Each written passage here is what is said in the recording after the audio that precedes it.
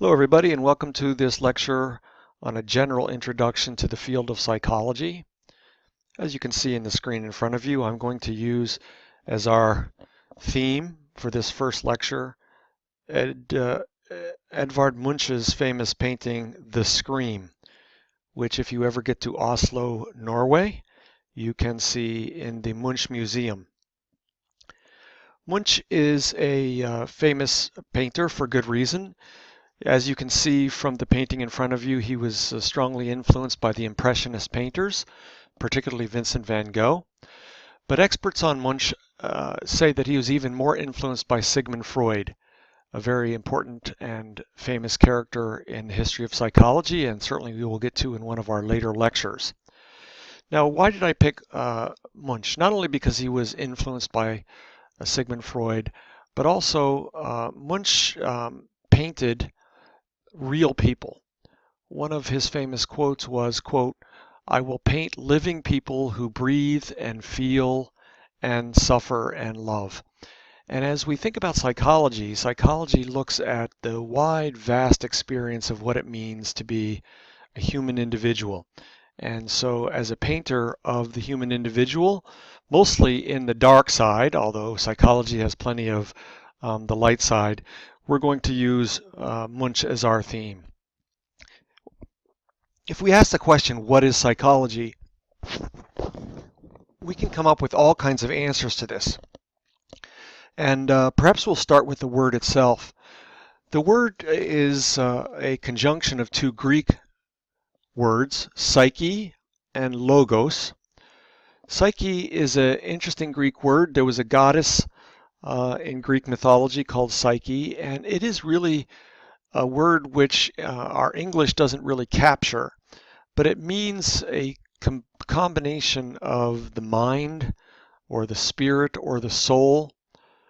We divide those concepts up in our modern understanding of human beings, but the early Greeks didn't. And so I really like this concept because psychology really looks at the totality of who we are as human individuals.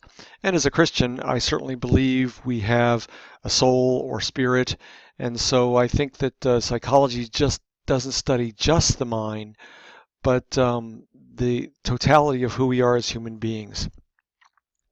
The Greek word logos is a very interesting term, and if you're familiar at all with the Gospel of John in the New Testament, John uses this word in the very first line of his gospel. In the beginning was the Word, the Logos, and the Word was with God, and the Word was God. But the Greek word logos means knowledge or study, literally word or emanation. And think about it, if we put the words together, psyche and logos, we really get the knowledge or study of the mind or soul or spirit. Or to put it another way, the study of who we really are as human individuals. Your textbook, and just about every textbook in psychology, has a different definition, and it's simply this: the science of behavior and mental processes. Now, in our next lecture, we'll talk a little bit more about this, but just a couple of comments here. Is psychology a science? Well, I can't ask you to raise your hands because I can't see you, but we would have to say that psychology strives to be scientific. Certainly, psychology uses the scientific method. We want to have a foundation in the field of science, of data, of studies that we can rely on. But clearly the practice of psychology, let's say in therapy or any applied realm, isn't scientific. I would say it's more art. So maybe we can change our definition to be the science, we'll put that term in quotes. And then the rest of the phrase of behavior and mental processes. And this is just a way of simply saying that behavior would be everything we do outside of ourselves in the environment. And mental processes would be a term that we would use to describe everything inside. Not just how we think, but our emotions, our motivations, all the internal life that is so important to us as human beings. And so this is the widely accepted definition of psychology. and we will use it as we go through our semester. Now, one question we might want to ask is why study psychology? I suspect that if you're a psychology major, your studying of psychology is because you're interested in it, you want to learn it and be trained in it and use it. If you are not a psychology major, probably you're studying psychology because it fits into maybe a social science core requirement. But having said that, let's just take up the question for a second. Why study psychology? Well, some people have criticized psychology as just a bunch of common sense. They would simply say that we don't really need a field which looks at common sense. Psychology has been around for a long, long time. People have figured things out. And isn't it just a bunch of common sense? Well, let me just answer that by saying that psychology certainly contains a lot of sense. In fact, maybe your grandmother was a wise psychologist on a lot of levels, and certainly long before the official field of psychology was around, there were plenty of people that had very deep psychological insight. But with regard to psychology, we might want to simply say that there's quite a lot that we've discovered about the field that's not common sense. In fact, that's exactly opposite of what seems self-evident. And this is where psychology has a very valuable contribution to add. A third thing I would point out is that common sense, well, first of all, common sense isn't so common sometimes. I've done a lot of stupid things, and so maybe we should call it rare sense, but common sense sometimes is the kind of thing that you can only have in a particular situation. So for instance, we've all heard this saying, birds of a feather flock together. But we've also heard the saying, or a variation on it, opposites attract. Well, which one is it?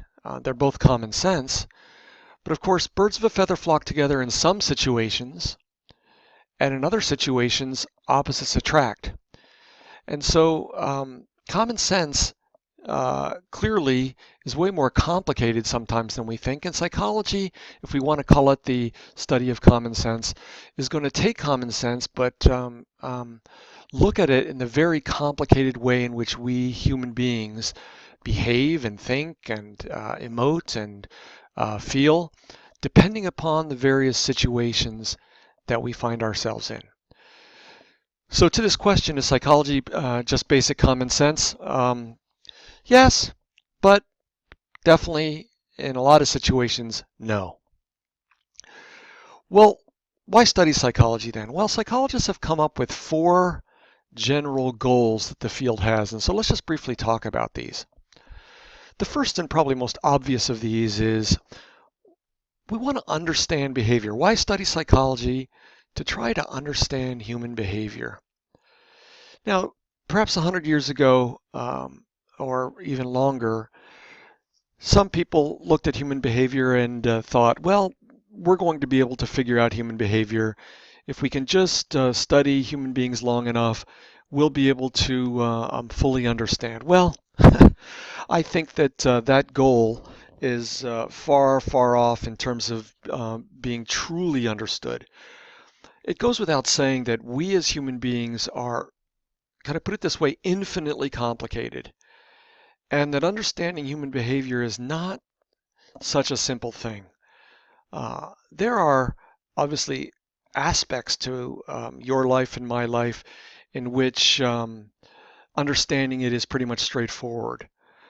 But there are so many complicating factors that sometimes make human behavior very, very difficult to understand.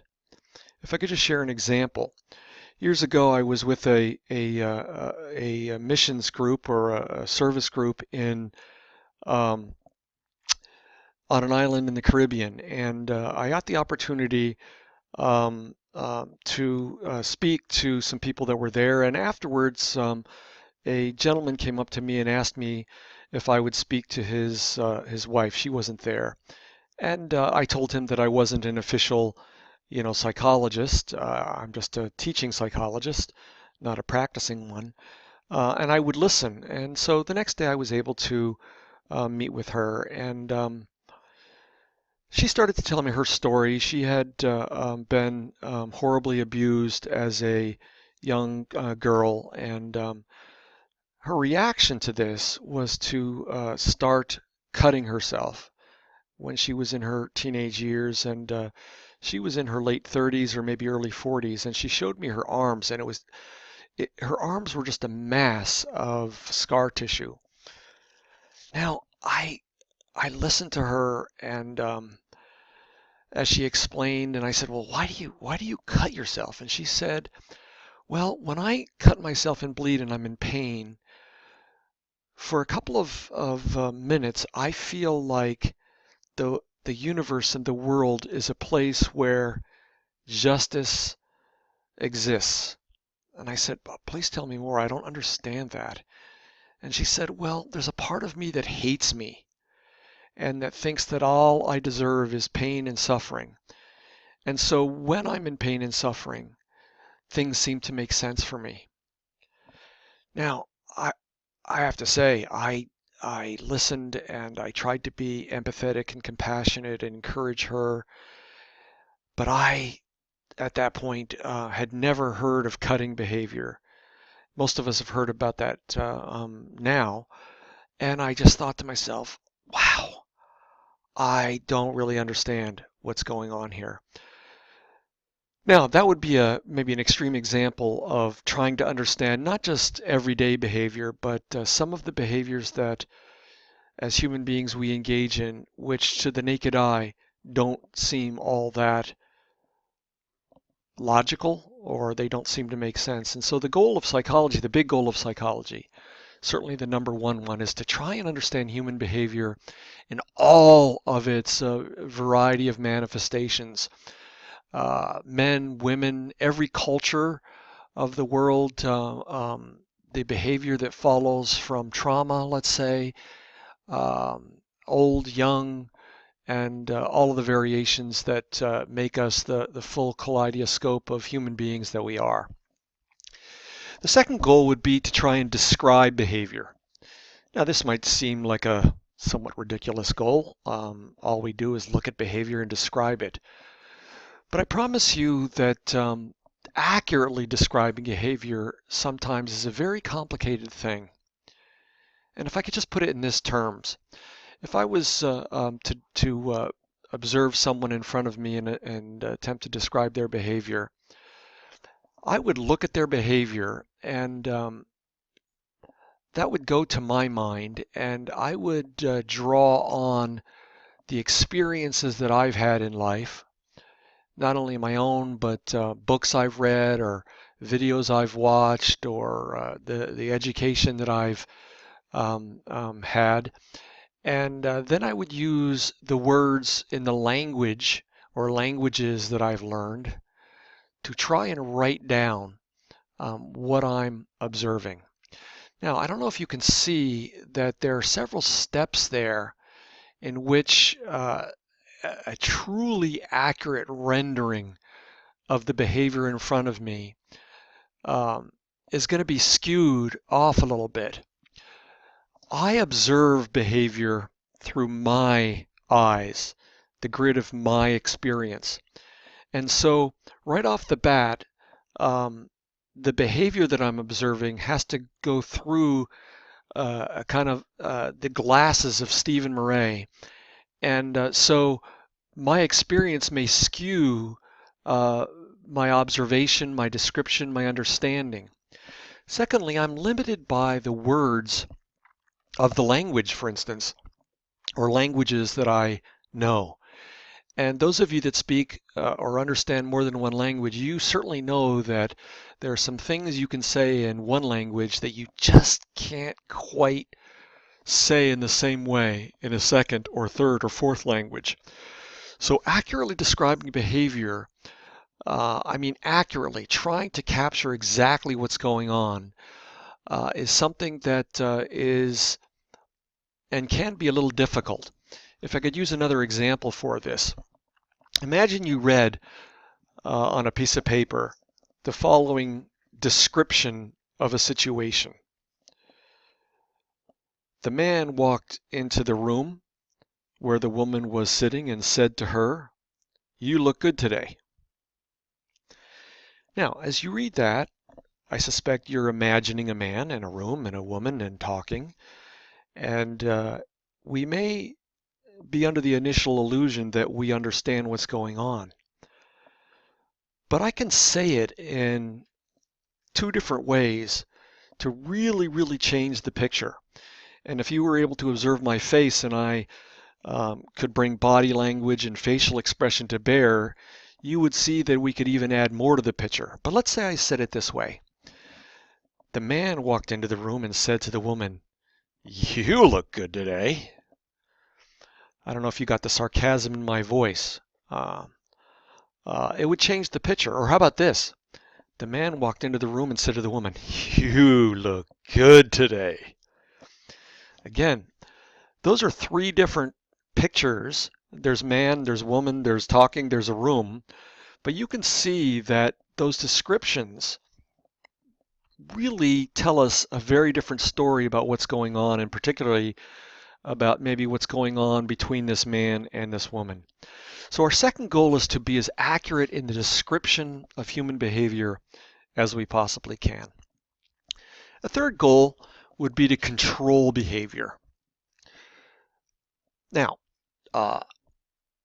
controlling behavior is something that is a necessary thing if you're ever going to make a change in your life. Perhaps we've all had the experience of maybe at New Year's setting a New Year's resolution that you're going to change something, you're going to get more disciplined, or you're going to stop this behavior or start this behavior or make some change. How are you going to make that change? One of the reasons why New Year's resolutions don't last very long for most people is because we make a resolution, but we don't come up with a plan, a strategic overall goal, and then some tactics as to how we're going to implement that plan. And indeed, if you are to change, you have to not just have the intention to change, but actually make a change. And that change is always going to include some kind of mechanism of control. Now, I admit to you that I don't really like feeling controlled by someone else, and if when I'm interacting with someone, feel like they're trying to control or manipulate me, I immediately sense that and probably start acting the exact opposite because I don't want that feeling of someone controlling me. But control is a necessary thing for any kind of change. And so clearly in psychology, as we try to understand and describe behavior, and particularly face behaviors in which people are engaging in problematic behavior harmful to themselves or to others, or not even, doesn't have to be harmful, but just not helpful. We really want to come up with mechanisms in psychology to help people make necessary or advisable changes in their not just their behavior, but their thinking processes and their emotive processes. And I suspect all of us could identify with that. Now, we have to admit that our ability to come up with ways to help people control their behavior is still somewhat a work in progress. And again, these mechanisms of control could be talk therapy, or it could be medication, or it could be some kind of biofeedback, or setting up a series of rewards and punishments.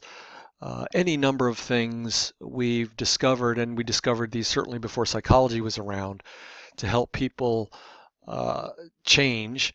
If any of you are parents, you know that one of the things that we have to do as parents is encourage our children to behave a particular way and sometimes to change their behavior. And most of us instinctively know through reward and punishment and talking and sometimes bribing and guilting and any number of things, we're attempting to control behavior. Our behavior is controlled in a variety of ways. For instance, if I'm driving too fast and a police officer pulls me over, one of the ways to, I don't know how well it works, to help us control our behavior is to give us a very expensive ticket.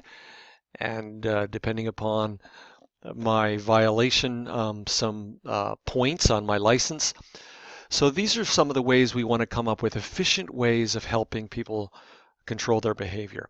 And finally, psychology has the fourth goal of trying to be able to predict behavior, not in a prophetic sense, but really to study human beings in such great detail and in so many different situations over and over and over again that we're confident, for instance, that if someone goes through a trauma of some sort, that having studied trauma in war situations, in, for instance, terrorist situations, or in hurricanes, or in family situations, or in relational situations, that there are some fairly predictable and common responses that people have to trauma. And that's important because clearly post-traumatic stress disorder, PTSD, which most of us are vaguely or maybe very familiar with, is simply a cluster of responses that people typically have to trauma. And that can be very, very important, that if a person is traumatized and they're told, hey, listen, in the coming weeks and months and even perhaps years, these are some of the things that may emerge as you respond to this trauma, and it is normal for you to respond this way in the abnormal situation that you've been subjected to. And that's what we mean by predicting behavior, is a good and deep sense as to how human beings tend to respond in certain situations. Now, we have to hasten to say that we're never going to be able to have perfect predictability in human behavior because we're not all the same, and we do have different reactions. What we're talking about here is a general sense as to how human beings behave. Now, what I want to do for a little bit here in our lecture is to talk about some of the problems that exist in the study of psychology. Because psychology is as we pointed out before, a science, quote unquote, but it's a science that faces some difficulty. So for instance, take biology or chemistry. They are sciences, clearly, but what they study is something that remains constant. So for instance, if I'm a chemist or I'm a geologist, let's say, let me use that example. What I study is rock formations and sediment and any number of other things. You can tell I don't know much about geology. And I have human beings that are studying something objective. Think about it. The rocks or the dirt or the sediment stays the same whether I'm a man or a woman, whether I'm from Mozambique or Sweden or the Dominican Republic, whether I'm old, whether I'm young, whether I'm hungry, whether I'm tired, whether it's daytime, whether it's nighttime. The thing we study, the object of our study, the object of our logos remains constant. But that's not true with psychology or for instance, sociology or any other study that focuses upon, for instance, human beings.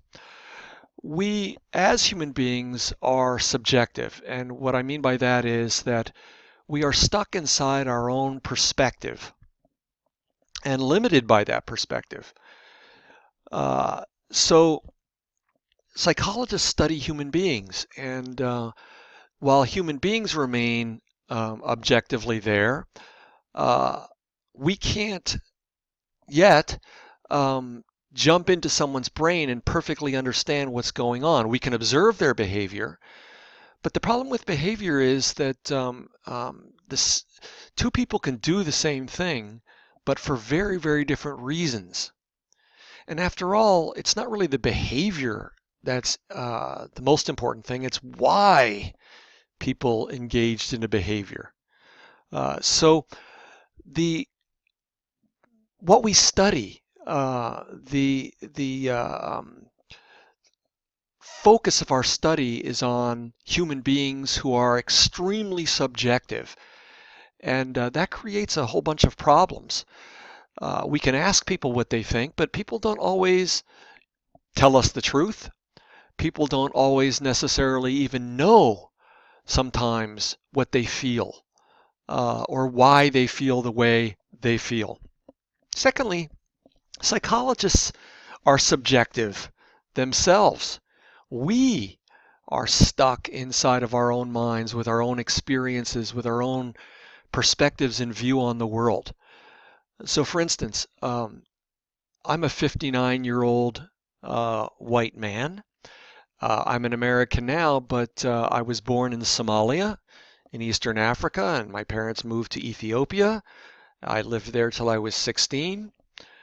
And so I like to tell everybody I'm an African American because I was born in Africa and raised in Africa, but now I'm an American. I live in New Jersey. I've had the experiences that I've had, and so when I look at the world, I can't stop being me. I can't stop seeing the world or people I interact with in any other perspective but the one I have.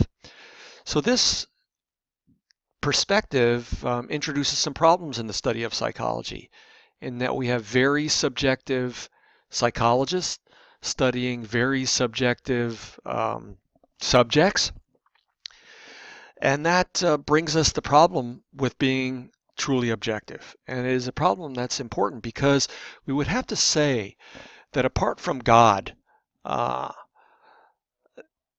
subjectivity reigns, or to put it another way, the ability to be absolutely perfectly objective is something that we don't have. Now, this introduces some problems, and we'll talk about those problems here right now. But I do have to hasten to say that just because pure or absolute objectivity doesn't exist does not mean that we can't go a long way, and we do this through the scientific method, to making or ensuring that as much as is humanly possible, and I'll put it in that term, we attempt to be objective. And we have all kind of mechanisms and ways in which we do that. And so certainly these problems don't mean that we have to give up and throw our hands in the air and say, there's no way we can understand human beings. No, we can have a great and deep knowledge of what it means to be human, but we just have to admit we can never do it 100% objectively. Now, our first problem in psychology is what we call the bias in assessing relationships. Now, when I use that term bias, you may think immediately, bias, that's not good. But I am here to tell you and here to admit about me that we are all biased. Now, the way we use that term is negatively. For instance, say racism or sexism or some, excuse me, bias like that. But bias in a basic definition simply means that we have a preference for something as opposed to a preference for something else. So if you go into a restaurant, you certainly, when you look at the menu, will make a choice. And I think most of us could say that we tend to choose what we want to eat over perhaps some other things that we don't want to eat, and maybe some things that we do want to eat, but not exactly right now. That would simply be a bias. We have a bias toward, let's say, shrimp lo mein over General Tso's chicken. So bias simply means our preferences. And as human beings, bias is kind of important. You need to be able to make choices. You need to be able to indicate your preferences. If you were a person with no bias, you would be a person with no ability to make decisions. And indeed, how many times did we hear as we were growing up that we needed to be decisive and we needed to know what we think and express it? But of course, the downside of bias is that having a preference over something as opposed to something else doesn't necessarily mean that our preference is ideal or our preference is, can I put it this way, even preferable in terms of what's best. And so these problems in the study of psychology that we call biases simply can be expressed in this way: on the basis of our experience in life and everything that brings to us. We tend, for very good reasons, as I'll point out, to have biases. And the first bias is this one in assessing relationships. As we go through life, we come up with simply ways of connecting this with that.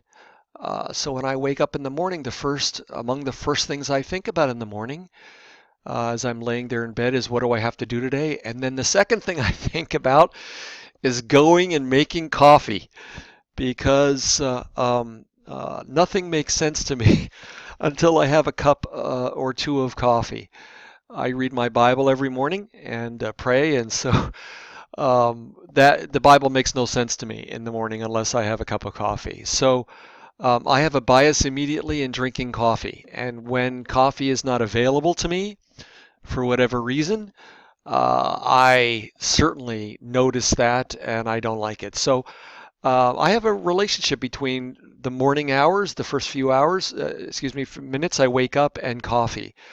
When you observe two people together 20 times in a row, if you see one of them without the other, you'll probably say to yourself, or you'll even say to them, hey, where's your friend, or where's this person? So it's simply the tendency to see relationships in the world. Now, the good thing here is that we get a lot of these relationships correct. We do accurately judge that things go together, things belong together. We use those in making decisions and making our way through life. But the problem is sometimes we see things as going together because of our experience when indeed they actually do not go together in any kind of substantive way. Perhaps through the randomness of life, things have presented themselves maybe close together in time or close together in space, but indeed they seem to us close together or having a relationship, but they don't actually have a relationship. I remember a friend of mine that I had 30 or 40, 35 years ago. I'm still his friend, actually. But he was telling me that about an experience he had. So I knew him from the church we went to. We both went to the same church. And he lived with his younger sister. They both had graduated from college in New York, and they both got jobs in New Jersey. And so they were sharing an apartment to save money, and so they would come to church together. Well, they would show up together, and one Sunday he came to church, and his sister wasn't with him, and an older gentleman in the church said to him, "Hey, where's your wife?" And he said to him, I'm not married."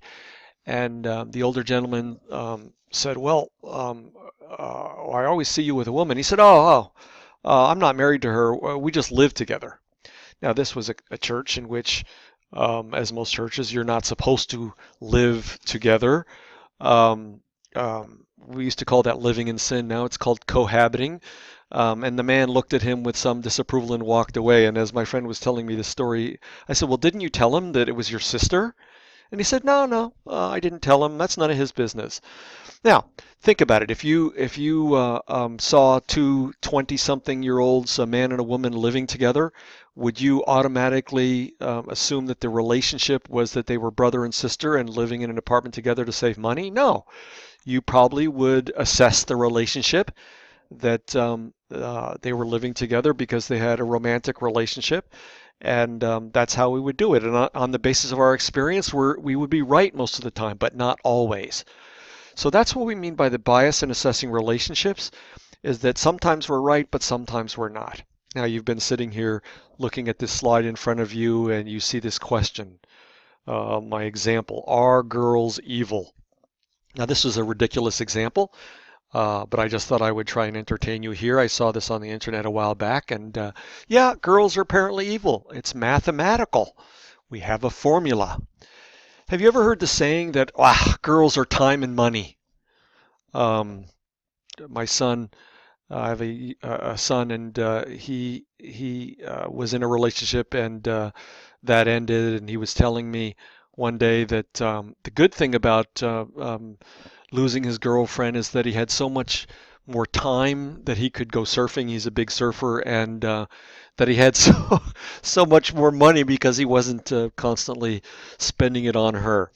So this idea, and those of you that are older may have heard this saying, girls are time and money. Now, let's make the assumption that if time and money are equal, that time equals money. So we could probably say that girls are money and money, or continue the mathematical equation here, money squared. I don't know why it's money times money and not money plus money, but hey, those of you that are math majors could tell me that. We've all heard the saying that money is the root of all evil. Of course, some people think that that saying is in the Bible. It's not. The Bible accurately says the love of money is the root of all evil, but let's just misquote the Bible for the sake of our mathematical equation here. So if money is I don't know if it's square root of evil, but the root of evil, therefore we could simply say that girls equal the square root of evil squared. And again, if you do the math, that means that girls are evil. Now, this is a somewhat ridiculous example, and probably someone at work with far too much time on their hands put this all together. But I promise you, in the history of psychology, there have been some equally ridiculous assessments of relationships that have caused, I think, great harm. If I could give you a particularly horrendous one. Early on, there was, I'd say 40 or 50, 60 years ago, there was a guy named Bruno Bettelheim, and he is famous for a variety of things, but one of the things that Bruno Bettelheim studied was autism. And Bruno Bettelheim made the observation that autistic children seem to have relationships with their mothers that are very emotionally distant.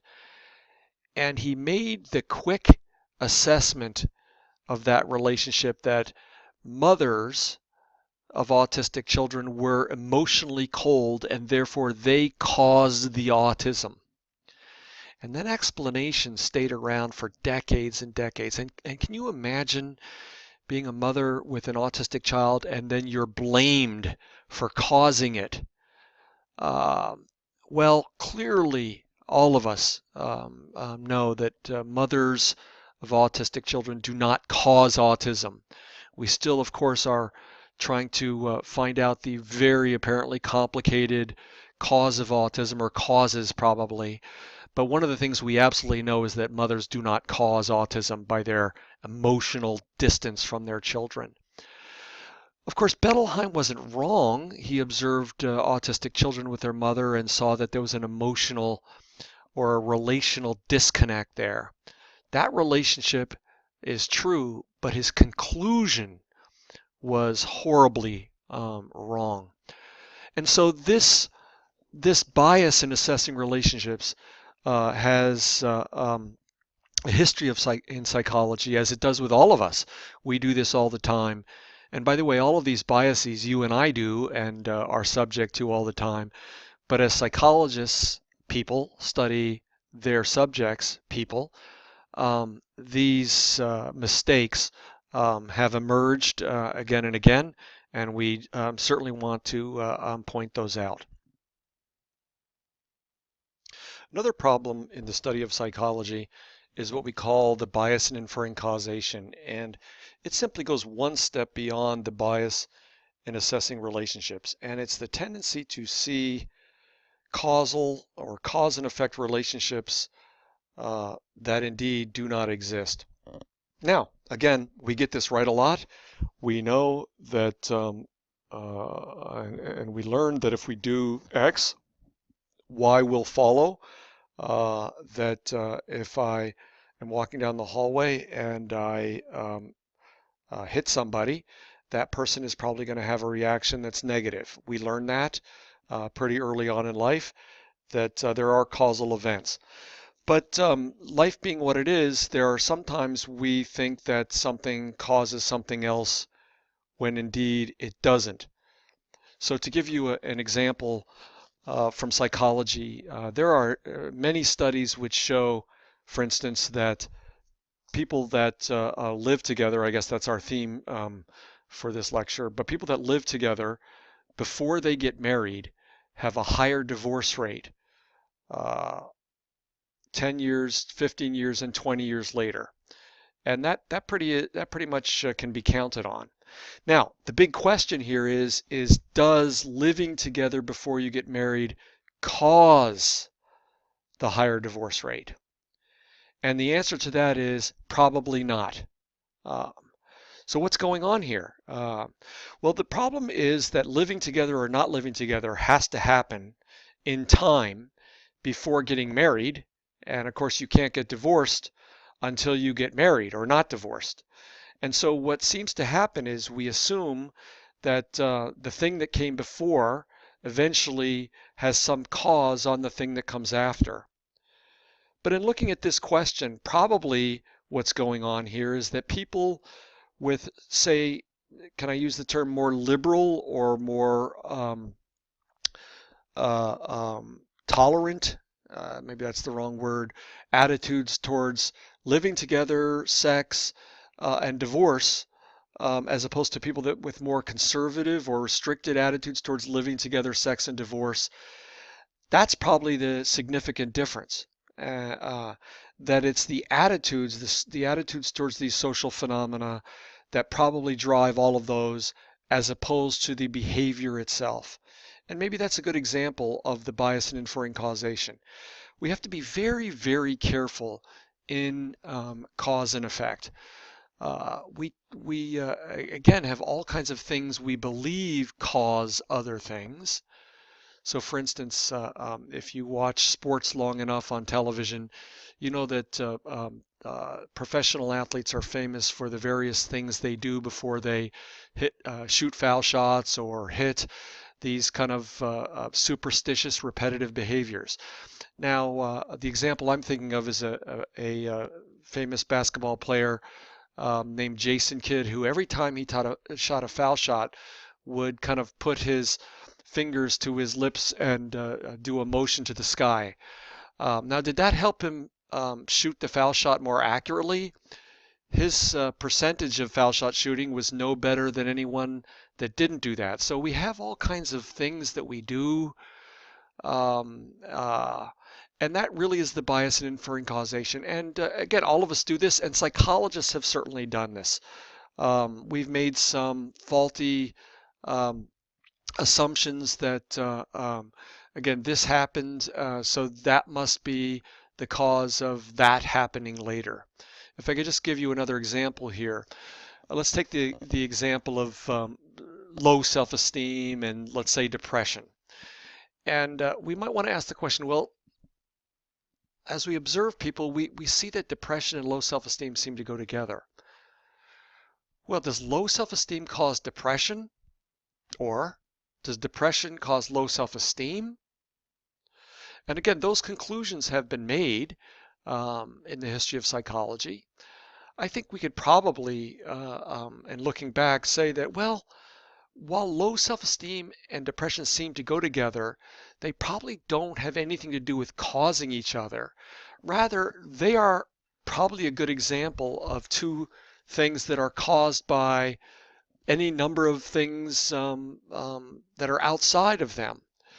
Maybe some distressing or traumatic event, or maybe some kind of biological predisposition, or I mean, the sky's the limit here. In other words, we have to be very, very careful to remember that human behavior is complicated.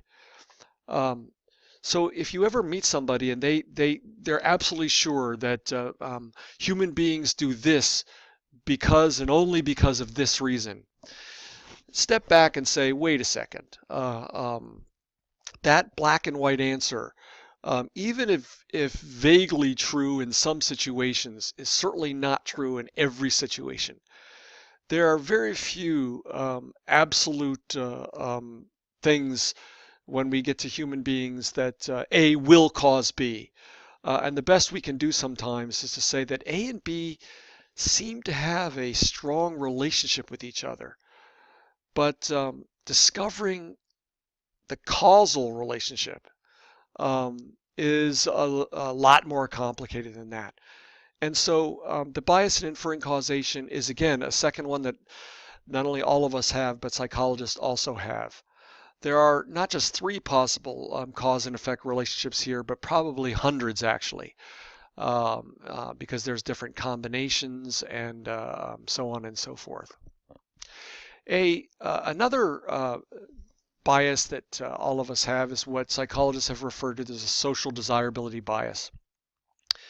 If you're a regular, well, I don't know if there's a regular human being, but if you're a typical human being, most of us prefer to be liked by other people, approved of by other people, and generally thought well of by other people. In other words, we desire social acclaim from others. Social desirability is something that most of us as human beings prefer. Now, not everybody, and maybe we'll get to that in another lecture. But when psychologists have done research with human beings, one of the things they've forgotten or they've ignored and therefore introduced bias into psychology is that if we ask people questions, let's say we're doing a survey, or let's say we're doing research in developmental psychology and we're trying to get people's recall on what their adolescence was like. We face the immediate problem that what people tell us may not be 100% accurate. And why is that? Because if there are some negative answers that I have to a question in a survey, let's say, I may be, and indeed the research shows that we are, I may change my answer to give one that is more socially acceptable to the interviewer, the researcher, than what is actually true. And that's why in developmental psychology, early on, there was a great reliance on people's recall. We really have to, we've had to conclude that people's recall of their childhood is going to be extremely skewed by a variety of things, not least of all the social desirability. You and I are pretty aware of what other people think of us. We make pretty much snap judgments on the basis of the responses we get from people, and you would have to be somewhat clueless not to pick up what the answer people are looking for us to give them, or even better, the more socially desirable answer. So for instance, if I could give you an example that I read about a little while back, there was an election somewhere in the south of the United States. I think it was in Georgia, for the mayor of a small town, and there was a Republican and a Democratic candidate in this town. Now, most of the people in the town were Democrats, and most of the people in the town were white. It just so happened at this election that two men were running. the Republican was a white man and the Democrat was an African American man. Now, when a survey was taken, of people in the town, most people in the town told the poll that they um, participated in that they were going to vote for the Democrat. And again, because most of the people in the town were Democrats, the expectation was that if you're a Democrat, you vote for the Democrat. But when people went in and voted, it turned out that lo and behold, the Republican won the election by a landslide. Now, what's going on here? Most of us know that racism is something that's alive and well. And indeed, what might have happened, I don't want to say it did happen, but what might have happened in this small town, again, this was a number of years ago, was that maybe people knew that it was socially unacceptable to, as a Democrat, say, I'm voting for the Republican. Why? Because the Republican is a white guy and I'm a racist. So they told the survey that what they thought the surveyor thought would be the socially acceptable answer, namely, I'm going to vote for the Democrat, I'm not a racist. But when they got into that voting booth and no one could see what they did, they acted very, very differently. There's example after example after example of this, and the social desirability bias is simply we always have to remember that people's behavior is not always an indicator of actually what's going on in themselves. We have a full personal internal life that we don't always reveal to others. In fact, you would have to admit that there's a lot of times you hide your internal life, you hide what's going on from other people because, well, for a variety of reasons. Maybe one reason is you've learned that if you actually tell people how you're feeling or what you're thinking, negative consequences are going to follow. And so this bias is important for all of us. If I could use a personal example, you and I know that just because someone's friendly to us, it doesn't necessarily mean that we can conclude that they have our best interest in mind. Indeed, sometimes really friendly people are friendly for nefarious purposes. They are trying to manipulate us, and they're trying to get us perhaps to do something for them or be on their side. And so friendliness is not a 100% indication that this person is actually our friend. And most of us certainly have learned by now that we constantly have to be wise in making our judgments. So that's the social desirability bias. Another bias is hindsight bias, and this is a very interesting one and a kind of an important one. And hindsight bias, also known as the I knew it all along bias, but it's simply this, that when you and I think back on the past, because we have the benefit of the knowledge in the present that we have, we tend to reinterpret the past in light of what we know now. If I could put that in a different way, it would be something like this. My view of the past is not accurate because my memory of the past that I stored in my mind does not stay fixed. It is constantly being updated, if you will, by information that happened after that memory happened. Hindsight bias is a big problem because it introduces the huge difficulty in that our memories of the past are at best moderately and at worst horribly inaccurate, simply because the past never remains the past. We are constantly in a process of memory 2.0, memory 3.0, memory 4.0. Every time you recall a memory and then store it again, um, that memory, when it's restored, is different because of the recall. So when you experience something and you store it, the technical term we use is consolidation. But when you recall that memory and then restore it, it doesn't go back exactly as it was. We reconsolidate it. So that the hindsight bias simply says that your view of the past is biased because of your present. Uh, and that simply means that we can't trust memory. And that's true of each of one of us.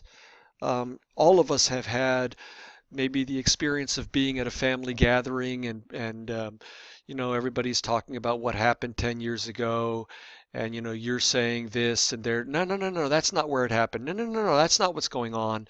And there's this back and forth. Now what's going on there is are people lying? No. It's simply that the way that memory has been processed in the 20 years that it's happened in your aunt or your mom's mind as opposed to your mind is different. And so now as you share your memories, they have the kernel of similarity, but they've changed over time. And that's the hindsight bias. We simply are influenced by the present.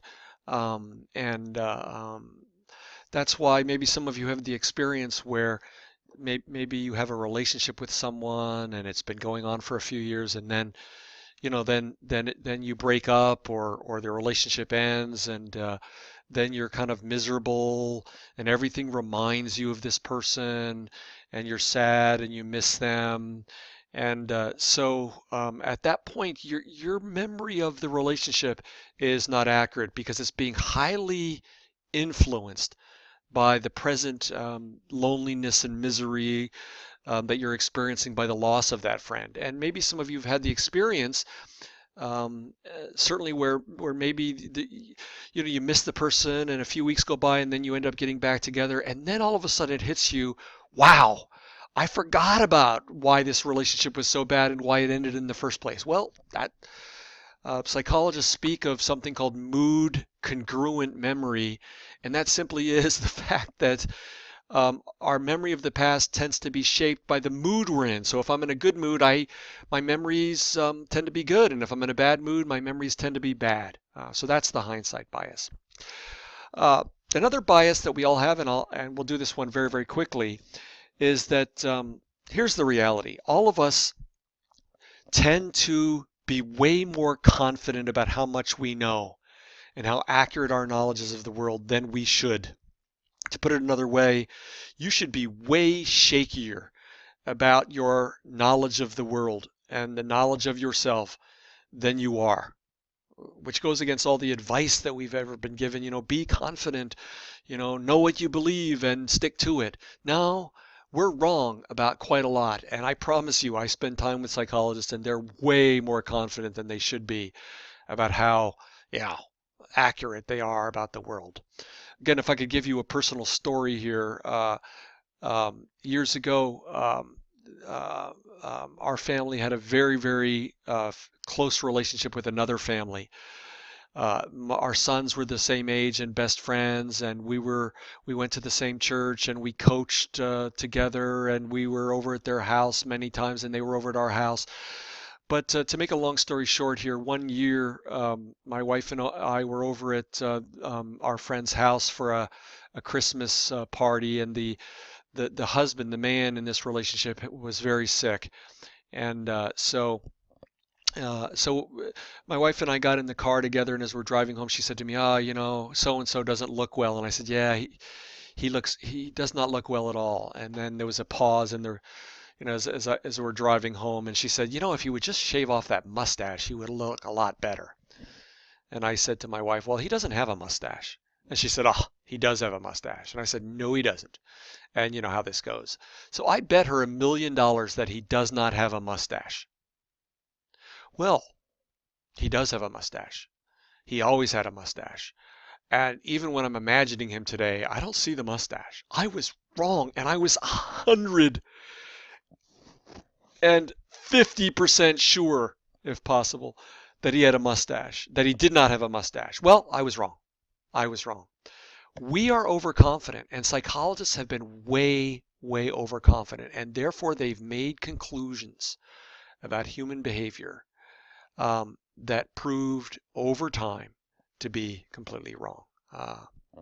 Last one, my favorite, or actually the second to the last one, the bias in ignoring context. What this bias is simply this. When I look at someone behaving, I focus on their behavior, and I often ignore the situation in which the behavior happens. Because again, I'm looking at them, and I can't observe everything or pay attention to everything at the same time. So I'm concentrating on what they're doing, and it's so easy and potentially problematic for me to ignore when the behavior happened, why it happened, what was going on. The bias ignoring context really addresses a central theme in psychology. And let me put it this way, that our behavior is far often more caused by the situations we're in than by internal character traits or thought processes. In other words, the situational variables are strongly influential in human behavior. The context of behavior sometimes explains the behavior. Let me give you two examples. The first one pretty extreme. If I was standing in a classroom full of students and I killed them all, would that be normal behavior or abnormal behavior? Well, we would look at that behavior and go, oh my God, that's abnormal. And it's always abnormal. But let's get another scenario. Let's say that it was a war was going on, and I was a soldier or a naval officer, or on one country's side, and all of the 25 people that I killed were on the other side, and I heroically killed 25 enemy. Well, that behavior, one killing 25, in that situation would be perceived I'd probably get a medal, and I'd probably be able to run for office. And I guess maybe I could be president. I guess anybody can be president these days. So behavior, when we remove it from the context of behavior, sometimes can be misunderstood completely. Again, my second example is a longtime friend of mine, and I just recently had dinner with him, and we talked about this. I said, I've used that as an example in my classes quite a lot, and we laughed at it. But when he was a little kid, his grandmother used to say to him, his name is Jack, and she would say to him, Jackie, you know, the Bible says, handle not, taste not, touch not. And he would say, yeah, Grandma. Yeah, and he would just, go on his way. She was a little scary to him. But so when he got to be older, he finally said, okay, he decided to get a Bible and look it up. And you can find it if you go to the New Testament, go to the book of Colossians, chapter 2, verse 21. That's what it says, handle not, taste not, touch not. That's the King James Version of the Bible. But what's kind of interesting, and again, the way she meant that was handle not girls, taste not alcohol, I guess, something like that, a very moralistic way. But it's kind of interesting when you look at the context of that single verse in the Bible.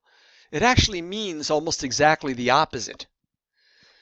So if you go to verse 20, and then we'll read, I'll say verse 21 and then verse 22. And I think I've memorized it somewhat. I may not get it exactly correct, but it goes something like this.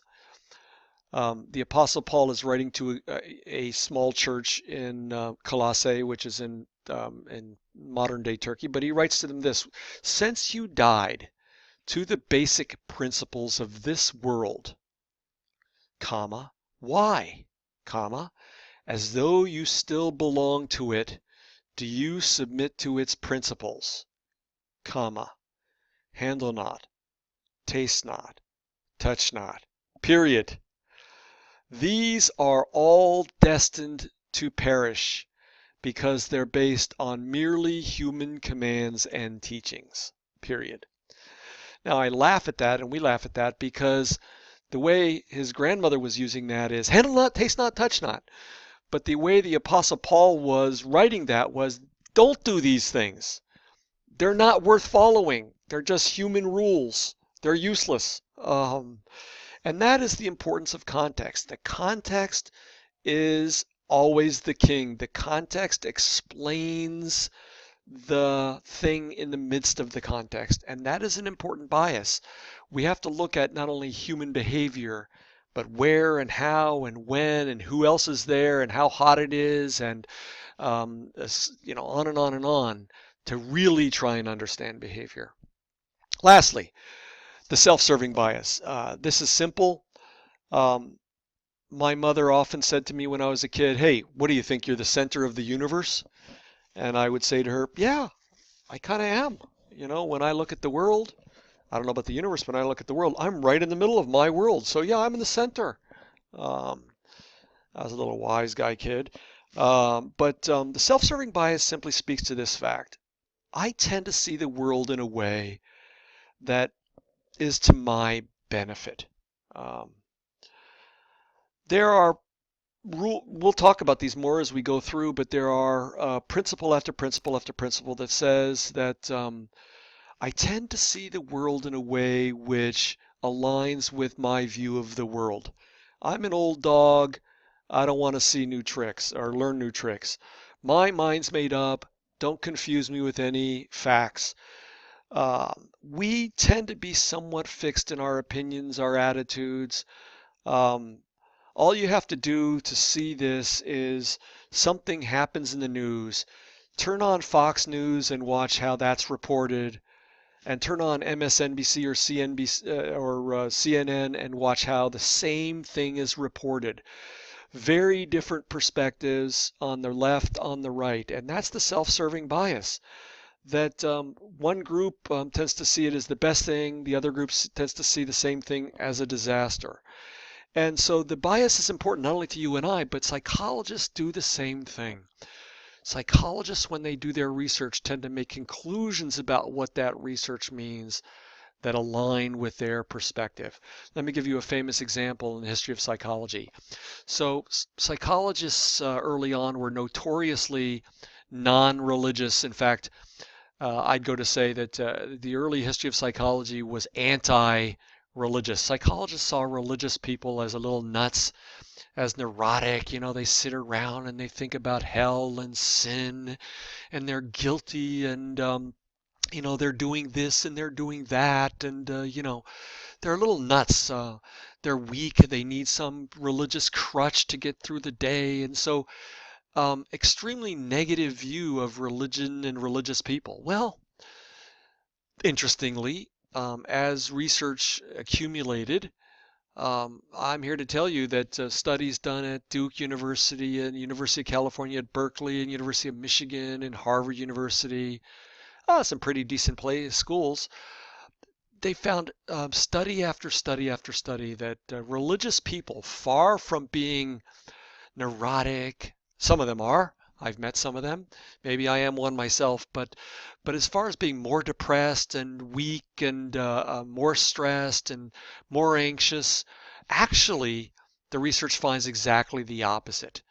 That religiosity or strength of religious belief and practice is correlated, again, not cause and effect, but tends to be correlated with people that actually psychologically are healthier than moderately religious, non-religious people and atheists. You can look up that research, go to Google. So it's an example of the self-serving bias that psychologists had toward religion, and at least initially until the evidence proved contrary, that actually religious belief tends to be associated with positive psychological outcomes. Now, let's bring this long lecture to a close here. What do we do with all these biases? Do we give up? Do we throw our hands in the air and say, okay, there's nothing we can do? No. We use the scientific method, as we'll talk about in a future lecture. But one of the things we constantly have to do is engage in critical thinking. You've heard about critical thinking, and critical thinking simply says this.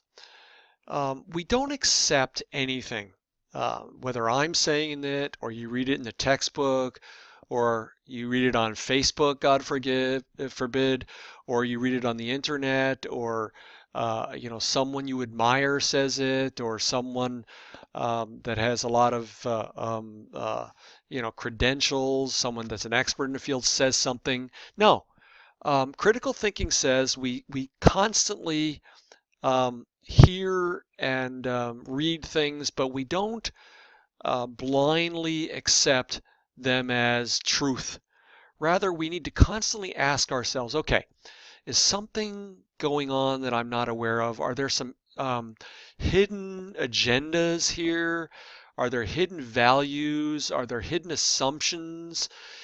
Does the evidence that's being related to me actually indicate what this person has concluded from the evidence?